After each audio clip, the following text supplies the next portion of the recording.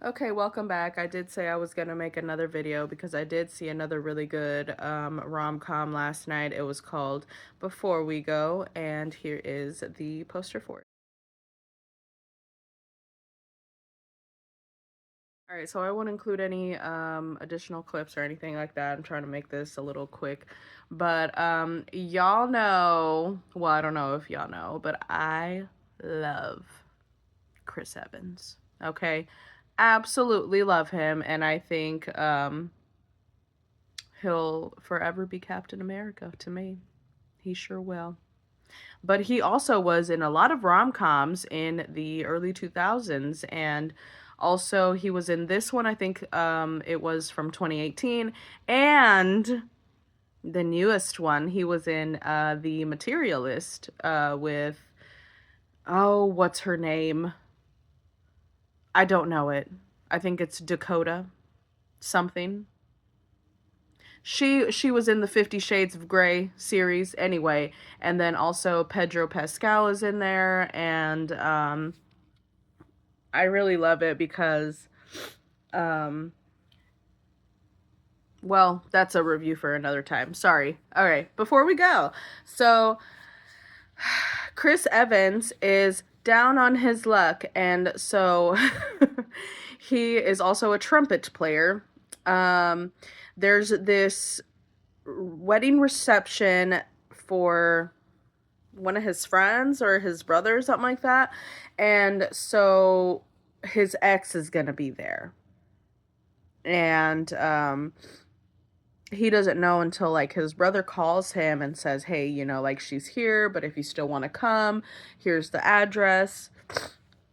And apparently he hasn't seen her in like 6 years.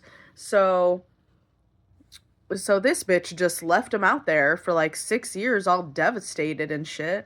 And so he's playing his trumpet in Central Station. So they're in New York, obviously, because he's from New York all the time. That's kind of like with Jeremy Allen White, and he's always like in Chicago. So is he really from Chicago? I would hope. And I hope those tattoos on his arm aren't fake, like the ones that he had in The Bear. Anyways, I'm going off. I'm going off on a tangent. Anyways, so his name is Nick in the movie. Okay, so he's in Central Station and he's playing his trumpet, trying to get some tips, trying to also decide whether he wants to go to this wedding reception or not. And there's also like this thing that he has to audition for. So he's auditioning for like some famous piano player that he knows, right? That he has always wanted to play with. And so then here comes this frantic blonde lady, and she comes running through Central Station trying to catch that last train, and like her phone falls, and Chris Evans, Nick, tries to he picks it up and he's like, excuse me, like your phone. She just keeps on running. She misses the damn train. And then she comes back up and she's like, when's the next train? What do you mean? They said it's closing down. And so, anyways, her whole mission is that she has to get to Boston by like 7 a.m. And so right now it's like midnight or something, right? And so all of the trains are done running for the night, which is kind of weird. I feel like even though it's a bus station, it's still like Grand Central Station. Shouldn't the buses run like all night? I don't know. New York is a busy city. I feel like they should run all night. Apparently they don't. And so then after her little convo with the real helpful guy who was there, um Chris Evans comes up, and so he's like, "Hey, you dropped your phone, but like it broke, but here you go. I figured you might want that."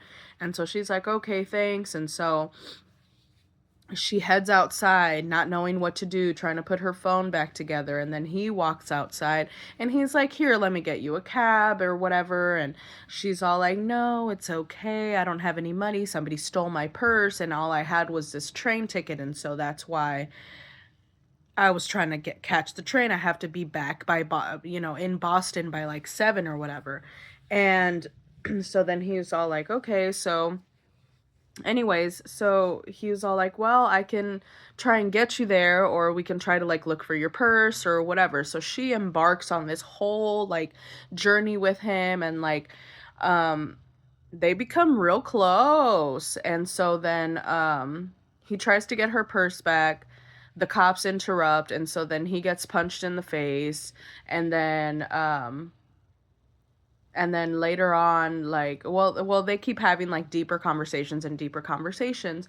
And so you can kind of tell, like, plus we never even see her husband, but she is married, okay?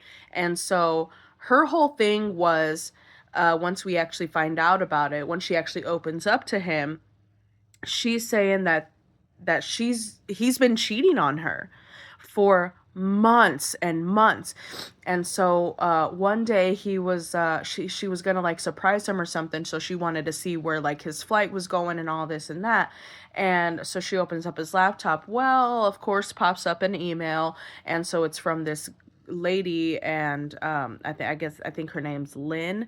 And so Lynn and her husband have been messaging each other back and forth and back and forth, and seeing when they're gonna meet out of town and this and that. And so apparently he was going to like Atlanta to meet up with her. But then when she calls him off like a payphone, then she realizes that he didn't go, because he's like, hey, I'll be home, at this time, I think like 7.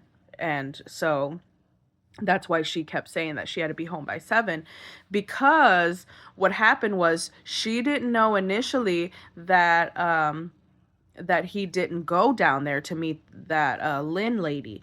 So, but she had already written this like angry note to him and left it in their house back in Boston. And so she really just wanted to make sure that he didn't read the note. So she ends up calling her sister, and her sister's like, "Oh yeah, girl, I'll go over there and get that note for you. Hell yeah." She can't find the spare key. So she couldn't get in the house, but she doesn't realize this until hours later, when she finally like calls her sister again. And so they just keep bumping into all types of like weird things, like weird, crazy, fun things to do. And so it really brings them closer, Nick and, damn, what's her name? Brooke. Okay, Nick and Brooke. And so yeah, so they keep running and doing all these things, and I think it's just so freaking cute. And he is just so charming, I swear to you. He's so charming, that smile of his, Lord Jesus. And anyways, so then she finally has to come to terms with what she wants to do, because they did go see a psychic. And so the psychic basically is like, he's like, well, I used to use props and stuff just so it could be like cooler to the clients, but like, well, I really am like a clairvoyant, like I can really like, and so he's like, all I have to do is look at you. And so he's telling Brooke, like, you have the decision right now to walk away. You have the decision to walk away. And there's a chance for you to have a future with him specifically. And so she's looking at Nick, and she's like, oh crap, what the fuck? Because she was planning on leaving her husband, but now that he didn't go to Atlanta one time, you're like changing your mind. You're gonna go back when Chris Evans is in your face, girl? Shit. I wouldn't. Anyway. Anyways, so they don't get to the letter. They don't get to the letter. So I'm guessing, here's why it pissed me off, okay? This is the movie that really like left me fucking hanging. Now, Chris Evans did direct it himself, so like amazing job, obviously, but like there's nothing that happened. Like, all we can do is just imagine, because what happens is she doesn't get to Boston in time. She doesn't get there. And she's just like, well, I guess he's just gonna have to fucking read it. You know what I mean? And so I guess she's like trying to make up her mind, and then he walks her, like, as soon as the bus station opens back up, he walks her to the bus station, and then they finally like kiss. Okay? They finally kiss. They're crying. They don't want to separate from each other. And then it's like,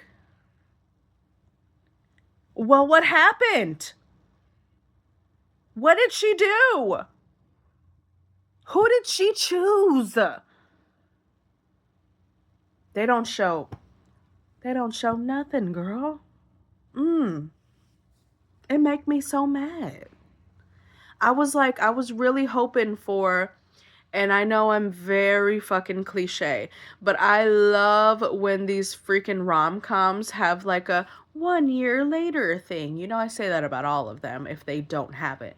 But yeah, like they have like they don't say anything. There's no 1 year later. There's no, we don't know what happened to them.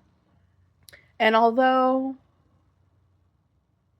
she could have been a little, I don't know. I feel like she is pretty, but I don't know if I would have cast her for him. I don't know, but he says that in the movie. He's like, they like meet up, and they go to the reception, right? They go to the reception. He sees his ex there, hasn't seen her like in so long, and so like Brooke is like pretending to be his girlfriend or whatever. The whole situation doesn't go over well, but like he, before they go in, you know, she was like, yeah, I'll just pretend to be your girlfriend, whatever you like, you know, you try to get my purse back for me, it's fine, we got each other's back. And he was like, she's gonna know you're not my type. Anyways, I don't know what happened. I guess we'll never know unless he makes like a second one. I don't know. He should. But anyway, that's that. That is the movie. Like, up literally up until the end of the movie, it was so good. I loved it. And like I said, I love watching the rom-coms where the person, like, at least one person has to be attractive, or else like I can't. You know, and he was. He always has been. Anyways. So anyways, don't forget to like, comment, subscribe, and also go follow me on my Facebook page. And I will see you guys in the next one. Bye.